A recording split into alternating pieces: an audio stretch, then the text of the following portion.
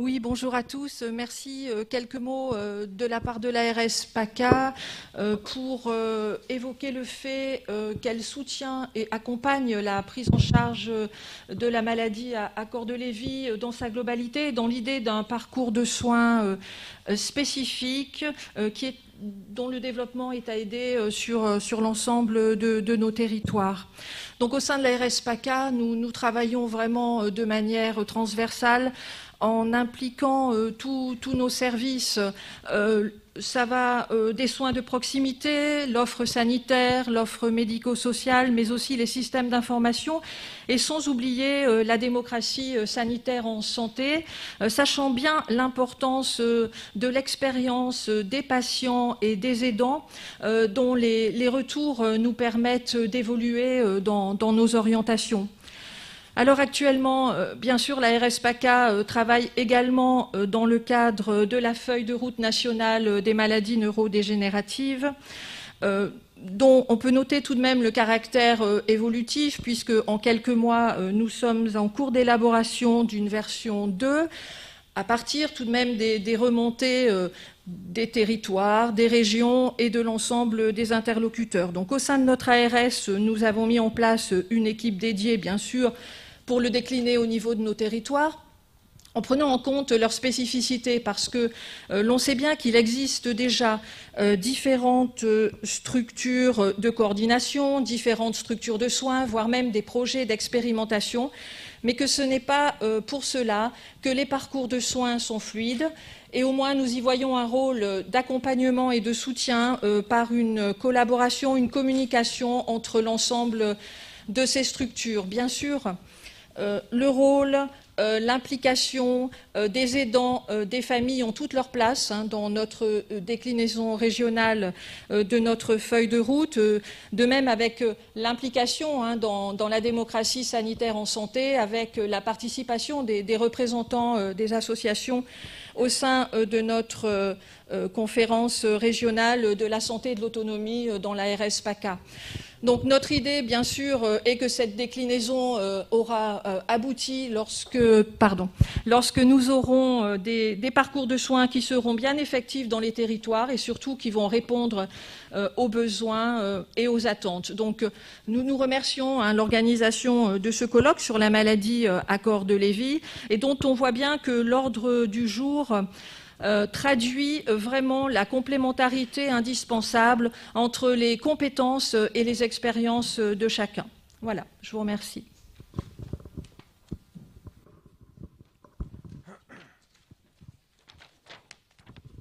Bonjour, et puis d'abord bienvenue pour ceux en particulier qui ont fait le déplacement. Bienvenue à Marseille et bienvenue à la Timone, et désolé que pour ceux qui sont arrivés hier soir, ils aient été accueillis par un temps qu'ils n'attendaient peut-être pas à Marseille, mais il nous arrive de temps en temps d'avoir beaucoup de pluie et du vent, mais je pense que pour ceux qui peuvent rester, la fin de semaine sera plus agréable.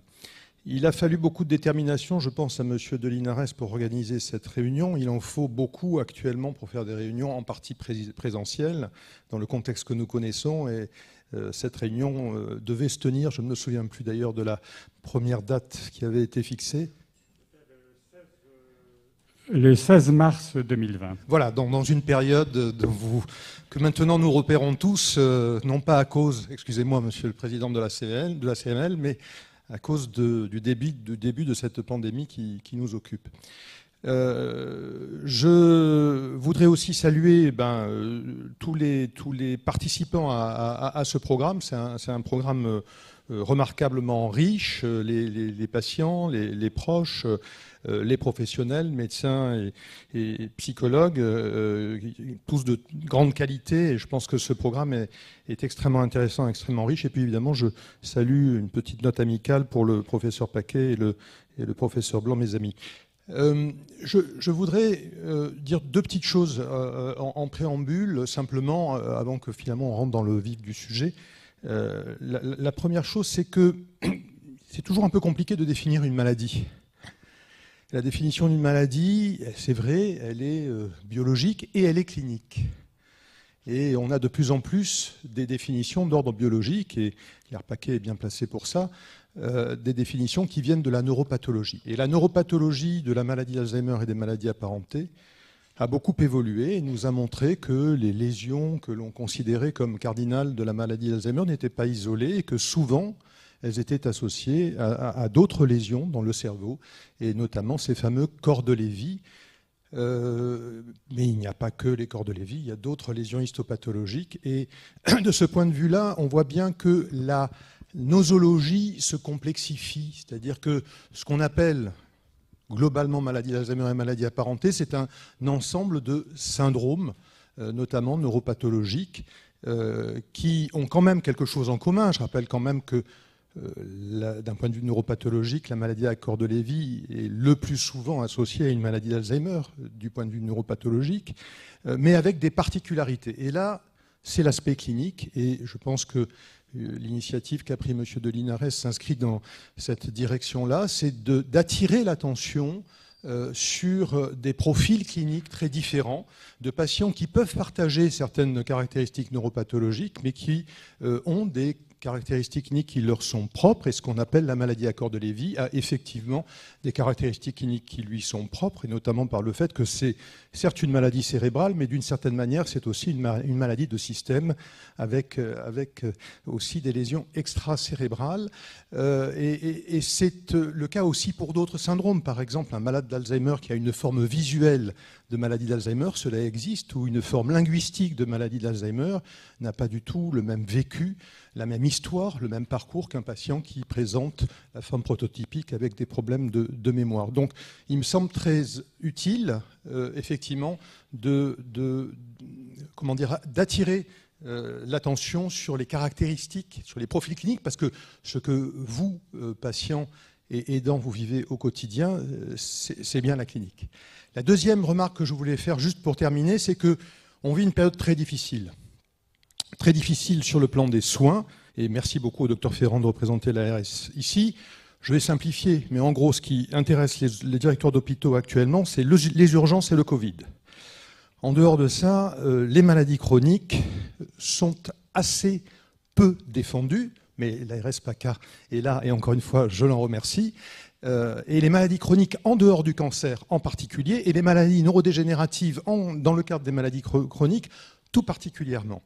Et je pense que c'est important d'avoir ça à l'esprit, et d'avoir aussi à l'esprit que nous attendons depuis longtemps des programmes de recherche clinique qui soient centrés sur les maladies neurodégénératives, en particulier donc les maladies d'Alzheimer et les maladies apparentées, comme la maladie à corps de Lévy, avec notamment un programme hospitalier de recherche clinique qui soit dédié à ces maladies, comme c'est le cas pour le cancer. Alors peut-être que les candidats à la présidentielle en tiendront compte.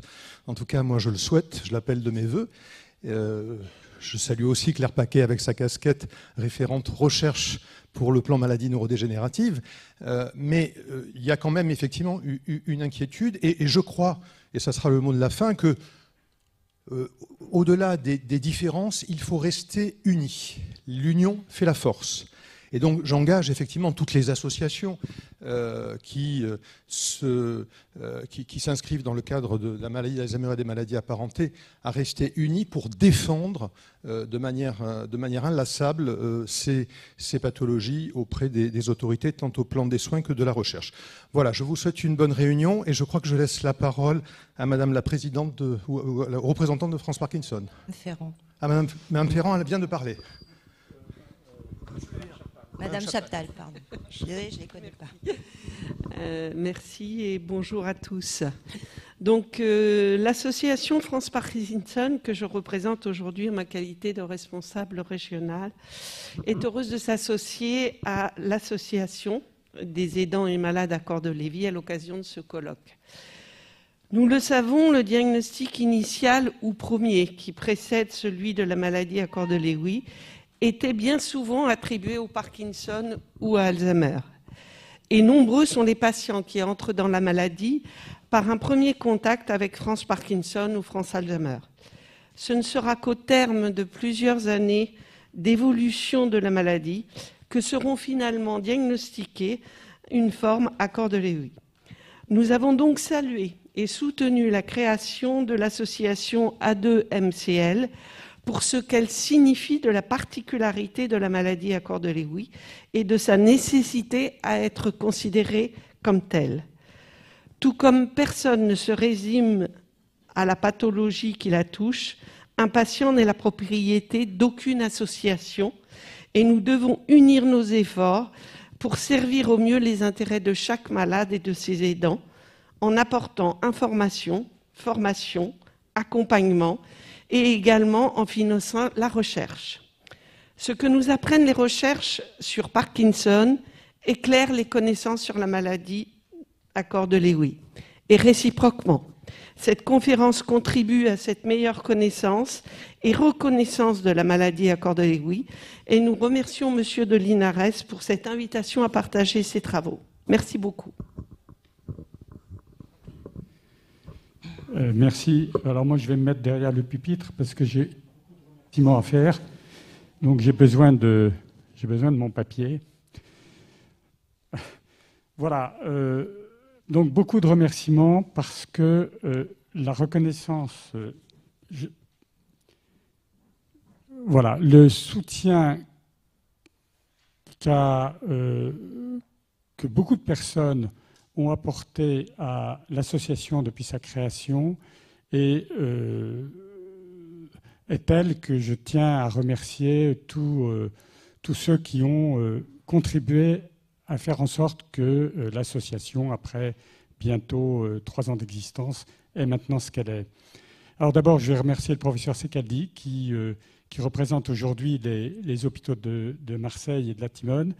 Et je vous remercie à titre personnel aussi parce que vous avez largement contribué à l'organisation de ce colloque en nous donnant les contacts nécessaires. Et puis en plus, lorsqu'on a décidé de reprogrammer cette journée aujourd'hui, vous avez tout de suite dit donner votre accord et favoriser cette reprise. Merci au docteur Ferrand également qui présente pour représenter l'ARS PACA, je sais que vous aviez une réunion ce matin importante et que vous avez préféré venir ici. Merci beaucoup, on y est très sensible. Merci à France Parkinson, bien sûr, qui, comme vous l'avez dit, Madame Chaptal, vous nous accompagnez depuis le début de la création, France Parkinson. Et vous l'avez très bien dit, les premiers symptômes peuvent faire confondre la maladie avec une maladie de Parkinson ou une maladie d'Alzheimer. Et donc, il est important que, en particulier dans le soutien aux familles, on unisse nos forces pour que personne ne soit oublié dans cette partie soutien. Merci également pour votre implication personnelle dans l'organisation pratique de cette journée. Vous avez été jusqu'à aller coller des affiches dans Marseille. Et merci beaucoup. Merci à tous les intervenants qui vont nous permettre de mieux connaître notre adversaire. En particulier au professeur Frédéric Blanc et Claire Paquet, qui sont les 2 piliers du comité scientifique de l'association. Je peux en témoigner, ils s'investissent personnellement avec beaucoup d'énergie pour combattre la maladie à corps de Lévy. Actuellement, ils se battent en particulier pour obtenir la création de centres experts maladie à corps de Lévy. Et nous espérons tous que votre énergie va faire aboutir ce projet. Merci à tous. Merci à ceux qui, dans cette salle, alors dans cette salle, il y a des médecins, des aidants, des soignants, et il y a des personnes atteintes de la maladie. Ces personnes sont venues courageusement, certaines vont témoigner ici, et je pense que c'est vraiment vous les mieux placés pour nous parler de la maladie à corps de Lévy. C'est vous qui avez l'expérience, c'est vous qui la vivez, et c'est important, votre parole est importante. Merci à Catherine Laborde, qui continue sans relâche à employer ses talents et sa notoriété pour faire connaître la maladie. Merci Catherine. Tout à l'heure, nous allons voir une petite vidéo où Catherine nous fait passer un message, vidéo qui est déjà sur les réseaux sociaux et qui, nous espérons, fera un peu mieux reconnaître la maladie à corps de Lévy. Je veux remercier aussi les entreprises qui nous accompagnent, certaines depuis la naissance de notre association. D'abord, BNP Paribas, qui a mis à notre disposition au titre du mécénat de compétences une salariée à temps plein, salariée qui fait un travail tout à fait remarquable. Merci aussi à SPI. SPI développe une application de recueil de symptômes de façon à ce que les symptômes qui sont très fluctuants puissent être analysés sur un temps un peu plus long. Et on est attaché à cette application nous tient à cœur parce que je pense qu'on gagnera beaucoup dans le suivi des malades et de leur traitement grâce à cette application. Merci à BMW, l'agence de communication, qui a fait des efforts financiers considérables pour nous permettre que cette journée soit entièrement captée et retransmise sur Internet. Je salue tous les internautes qui assistent à cette journée. Je salue en particulier Ashley Baeston, qui a fondé la Lewy Body Society en Grande-Bretagne et qui nous a beaucoup aidés en nous faisant part de son expérience. J'en profite pour signaler le colloque international qui se tiendra à Newcastle du 15 au 17 juin 2022 et qui est consacré exclusivement à la maladie à corps de Lévy. La 2MCL sera présente, bien sûr, mais nous proposons également des bourses aux jeunes chercheurs qui souhaiteraient y participer. Je salue également Suzanne Williams, qui a mis à disposition la film que vous verrez sur Internet, film sur Robin Williams. Voilà, un petit bilan maintenant sur l'association, la 2MCL, qui n'a pas encore 3 ans d'existence. Nous avons environ un peu plus de 800 adhérents, des centaines de donateurs, plusieurs milliers de personnes qui nous suivent. Notre croissance est forte, mais ce n'est pas grand-chose quand on sait qu'il y a probablement plus de 150 000 malades en France, dont les 2 tiers qui ne sont pas diagnostiqués. Faire reconnaître la maladie à corps de Lévy, c'est donc vraiment une priorité de l'association. S'agissant de la recherche, dès 2019, nous avons financé des tout petits projets de recherche. En 2020, un petit peu plus. Et nous espérons qu'en 2022, nous aurons encore un peu plus de possibilités de financement pour des projets de recherche un peu plus importants. Ça reste modeste, mais petit à petit, on essaye de progresser. Enfin, pour ce qui concerne le soutien aux familles, une psychologue, Yael, qui connaît très bien la maladie à corps de Lévy, vient de rallier notre équipe pour structurer l'organisation de ce soutien. Ceci a été rendu possible grâce à l'apport financier de la Fondation Jalmave, que je remercie chaleureusement au nom de toutes les familles. Les témoignages d'aujourd'hui et l'intervention de M. Emmanuel Montfort tout à l'heure vont certainement nous rappeler à quel point cette mission de soutien aux familles est essentielle. Alors, la maladie à corps de Lévy, une maladie qui gagne à être reconnue, c'est le titre de la journée d'aujourd'hui. Et nous savons, vous savez, vous les familles, combien il est indispensable que les spécificités de la maladie à corps de Lévy soient prises en compte, en particulier dans les soins et dans l'accompagnement de tous les jours. Nous connaissons par exemple l'effet délétère de certains médicaments.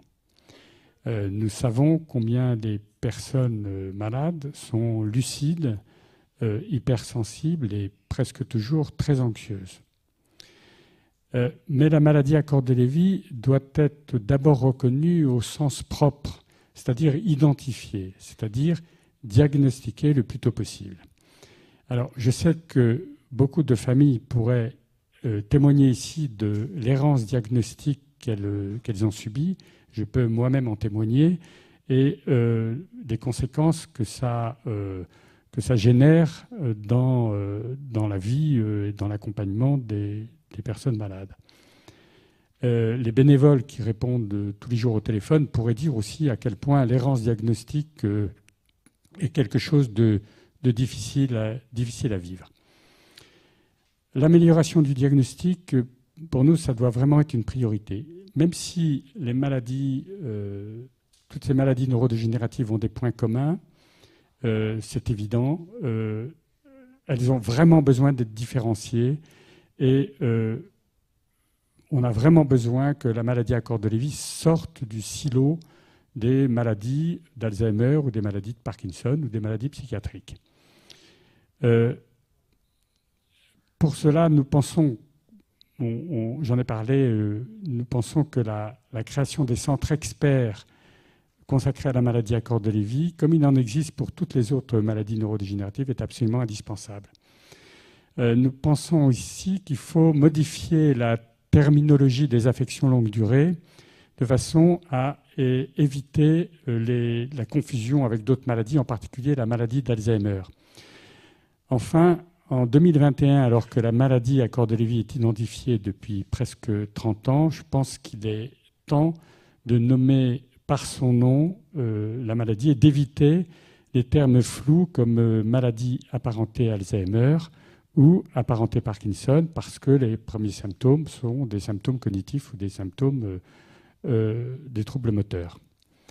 D'ailleurs, dans ses dernières publications, la Haute Autorité de la Santé a supprimé ce terme de maladie apparentée. Le guide d'accompagnement des personnes atteintes de maladies neurodégénératives, qui est destiné aux accompagnants professionnels, fait mention de maladies neurodégénératives ou bien de maladies neurocognitives quand on veut évoquer plusieurs maladies neurocognitives, et désigne chaque maladie par son nom lorsque l'on parle que d'une seule. Et je crois que c'est une règle qu'on devrait appliquer systématiquement. Je voudrais, avant de terminer, signaler que l'A2MCL fait maintenant partie, avec d'autres associations, du comité de pilotage de la feuille de route maladie neurodégénérative, l'ancien plan maladie neurodégénérative, et cette feuille de route a été diffusée l'été dernier, mais elle va faire l'objet d'évolutions qui sont en cours d'étude. Et il était décidé d'inclure une réflexion sur la maladie à corps de Lévy. C'est donc une bonne nouvelle. Et un séminaire aura lieu au ministère de la Santé le 10 décembre prochain pour présenter ces évolutions et prendre l'avis éventuel des participants. Ce séminaire est ouvert au public, en particulier aux personnes malades et aux aidants, aux familles. Donc n'hésitez pas, le 10 décembre prochain, au ministère de la Santé, à venir faire part de votre ressenti, de vos suggestions et faire des propositions. Je vous remercie, je vous souhaite une bonne journée. Nous avons déjà pris un petit peu de retard et on va reprendre de l'avance dans les prochaines interventions. Merci.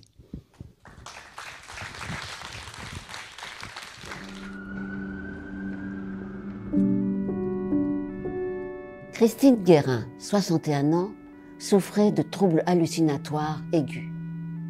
On lui a administré à forte dose des neuroleptiques de première génération. Christine Guérin était atteinte de la maladie à corps de Lévy, une maladie neurodégénérative sur laquelle certains neuroleptiques ont un effet destructeur. Elle a sombré dans le coma et n'a jamais repris connaissance. Il est urgent de mieux diagnostiquer la maladie à corps de Lévy, de mieux la connaître pour mieux la traiter. Il est urgent de nous soutenir, nous, les 180 000 malades et nos aidants. Il est urgent de soutenir l'association des aidants et malades à corps de Lévy.